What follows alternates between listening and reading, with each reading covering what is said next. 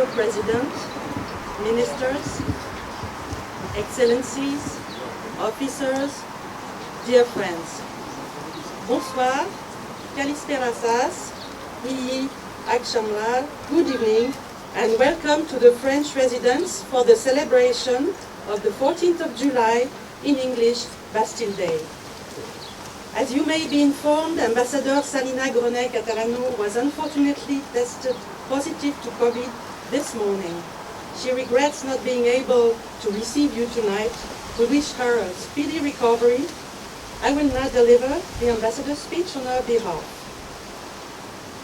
It is a great pleasure for us all in the French embassy to finally be able to welcome you all once again in a full and regular format after 2 years of restriction due to COVID-19. I had hoped to say that today is a happy day, but sadly, it is hardly the case, given the state of international crisis we have been living in since February 24th. War has returned to the heart of European soil.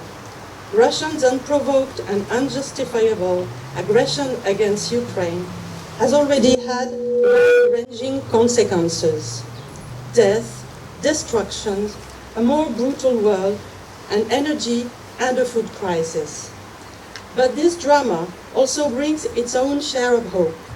Hope stemming from the incredible resilience and resistance of the people of Ukraine. Hope from the united and strong reaction of the European Union and its partners. Hope for a better future with the decision to grant Ukraine and Moldova candidate status into our Union. We will remain at Ukraine's side until peace returns to our continent. May this drama taking place not so far away to the north demonstrate that there is no time to waste to look for a lasting and viable peace here on the beautiful island of Cyprus. Frozen conflicts remain wounds to be healed. The statu quo in Cyprus is hardly a statu quo. The situation is changing and not necessarily for the better. From the questioning of international norms in Varosha to the looming threats in the Cypriot economic exclusive zone, from the difficult economic condition and restricted rights Turkish Cypriots are experiencing to the high levels of migration taking place through the Green Line. Our Ukrainian friends have demonstrated that there is hope as long as we keep that hope alive. No goal is unreachable provided there is will and trust. France is ready to support any step in that direction, such as confidence-building measures. Division is not an option, and we remain convinced that a reunited federal and European Cyprus, that is to say, a solution within the UN perimeters, is still achievable. We are appreciative of the United Nations' tireless efforts in this regard. Mr. President, as you know, the last 6 months were very special for France as we held the presidency of the Council of the European Union in a challenging time. You are well aware of that because yourself personally and your ministers had to travel to the four corners of France for the different informal meetings that were organized in a few weeks' time. I hope it was not too exhausting a program and that you enjoyed your stays. It is a pity that our presidency is now over because we have now so many more direct flights between France and Cyprus. At the beginning of our presidency, President Macron put forward our ambition. First, to build a more sovereign and autonomous Europe. Second, to speed up the recovery of our economies and to lay the ground for a new European growth model after COVID. Thirdly, to work towards a more humane Europe, closer to its citizens and taking care of its youth. We had to dedicate most of our attention to the war in Ukraine, but still our initial goals remained 100% valid. We even had to accelerate our efforts towards more autonomy, especially as far as energy is concerned. We have altogether registered numerous successes. Allow me to mention just a few of them. The strategic compass to better face security challenges, the ambitious Fit for 55 climate package, key initiatives to increase the protection of biodiversity through the One Ocean Summit, which took place in Brest, the introduction of a minimum representation of women in company boards, and the creation everywhere in Europe of a minimum wage. I know, Mr. President, that the implementation in Cyprus of the European minimum wage was a project very dear to the late Minister Zeta Emilanadou, to whom I would like to pay homage once again tonight. With the Conference of the Future of Europe, whose outcome was revealed in May, we listen to our citizens, and in particular to the youth, to hear about their expectations and their proposals. We have a lot of work ahead to implement their recommendations. Here in Cyprus, we organized several events during our presidency, a series of important working lunches between EU ambassadors and high-level Cypriot officials, and with you, Mr. President, Aristo. Some public and cultural events, such as the European Night of Ideas hosted by the Parliament, where we gave the floor to Cypriot youth, an exhibition on European architectural heritage, and a European Film Festival. Once again, many thanks to all the European ambassadors for having contributed to those events. Let me also thank warmly all the collaborators in the embassy, at the French Institute, and at the residence for their excellent work during our presidency. It was really a team achievement. We now wish the best of luck to the Czech presidency. Mr. President, the past year has also been very important for the deepening of our bilateral relationship, a relationship that draws its strength from our shared European values and belonging to the EU. In the field of defense and security, I cannot but mention the recent decision of Cyprus to purchase 6 state-of-the-art helicopters from Airbus, hence contributing to the reinforcement of our European defense. Many thanks once again to the Republic of Cyprus for welcoming our ships in its ports, including once more this year the aircraft carrier Charles de Gaulle. We are joined tonight by sailors from Frégate Provence, who is currently enjoying Cypriot hospitality as part of its NATO mission in the Eastern Mediterranean. Our relationship also expanded in the economic sectors thanks to new contracts signed recently in the field of water treatment and sanitization, and in the food retail market between, for instance, Casino Group and Alpha Migral Group. More direct flights, as I mentioned, are also bringing more tourists to Cyprus from France and Cypriots to France.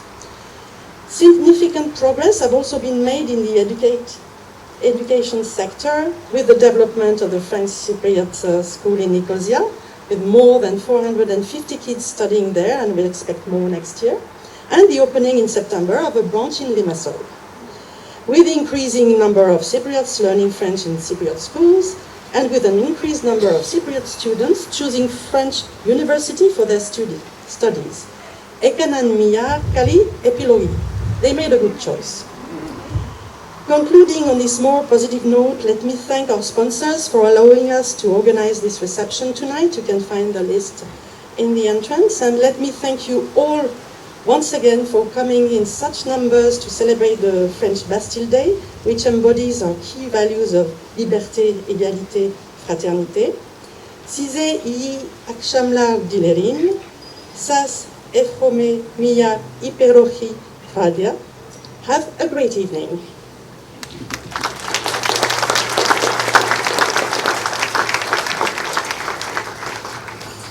Excellencies, distinguished ambassadors, ladies and gentlemen, I'm honored to join you this evening at the celebration of the Bastille Day, this grand national day of France. I would like to start by wishing Ambassador Brenette Catalano, my dear Salina, a quick and smooth recovery from COVID-19. Excellencies, the fall of Bastille did not only mark the start of the French Revolution, one of the most iconic landmarks of modern world history, but it also became synonymous with revolutionary political change in Europe and throughout the world. Above all, the events of 1789 initiated the introduction of the ideas of freedom, equality, and fraternity, and the establishment of the rule of law. At the same time, the French Revolution did not only reshape France, but also thereafter resonated in Europe and had a long-lasting impact on European history. In this regard, the Declaration of Human Rights, which had been approved by the National Assembly of France in August 1789, remains one of the basic chapters of human liberties. That all human beings are born and remain free and equal in rights, namely the rights of liberty, private property, the inviolability of the person, the resistance to oppression, that all citizens are equal before the law.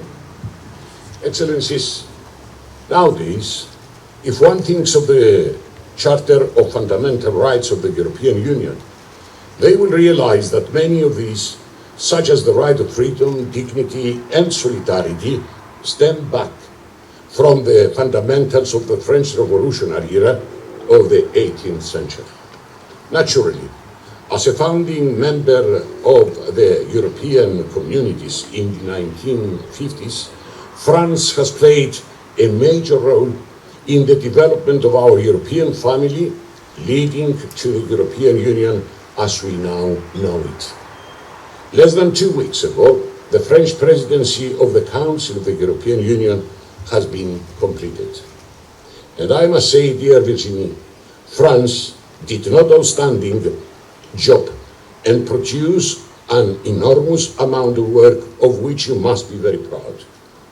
When you assumed the EU presidency last January, everybody knew that the exercise would be delicate because you are taking over at the time of a prolonged health crisis and a certain economic recovery, while also having to think of the French general elections. Then, in February, we had the return of war to Europe, with Russia's unjustifiable invasion of Ukraine on February 24th, which inevitably had a heavy impact on the agenda prepared by Paris. However, even though the war became everybody's priority, you managed to continue steering substantial work in the Council in crucial areas such as energy, climate change, the reform of the common European asylum system, and you all know the size of the asylum crisis in Cyprus in this respect, the EU enlargement policy, security and defense, and many others. Allow me, dear Virginie, to use the opportunity and to once again convey my deep appreciation to President Macron, who showed great statesmanship in the Ukrainian crisis and continues to do so, and his utmost complementary to all the other measures that we have collectively and unanimously adopted to facilitate a ceasefire and pave the way for ending the war. Excellencies, the French National Day is always an occasion to look back at the bilateral relations between Cyprus and France and to cherish our strategic partnership, friendship, and common values. I wish to express my genuine satisfaction in the development all these years of strong bilateral relations in all areas between our countries and of a solid network of cooperation in the European Union, as well as in a variety of multilateral fora, including the UN Security Council. To give you but a few examples, except of all we have heard from Her Excellency Stephanie, in the field of energy, we are very pleased for the importance that France attaches to the Eastern Mediterranean, something which is demonstrated inter alia through the French participation in regional initiatives that promote cooperation between the countries of the region, including the EastMed Gas Forum. Also, Total's involvement in Cyprus' exclusive economic zone signifies France's vote of confidence in our energy policy, which is always in strict adherence to international law. We appreciate the recent resumption of Total and Eni's exploration activities after the short break because of the pandemic, and we hope that new discoveries will bring us even closer to realizing our vision of creating, together with neighboring countries, a strategic energy corridor for the Eastern Mediterranean to Europe. In the sector of defense, our countries have forged a practical partnership based on our joint commitment to international law and democratic principles, whose aim is to enhance stability and diminish threats to peace and security in the entire East Med and Middle East region. In this regard, I wish to express my appreciation for the regular naval presence of France in Cyprus, as was the case earlier in the year with the docking in Limassol port of the aircraft carrier Charles de Gaulle, the flagship of the French Navy. I would be remiss if I did not also refer to our agreement with Airbus Helicopters for the purchase of a number of helicopters that will be operated by the National Guard, always, and I'm underlining, always for defensive purposes. Then, there is, of course, the French Cypriot School of Nicosia, you have already mentioned about it, which this year is celebrating 10 years of extremely successful operation. And I have to admit, I cannot wait for the launching of the branch in my hometown of Limassol.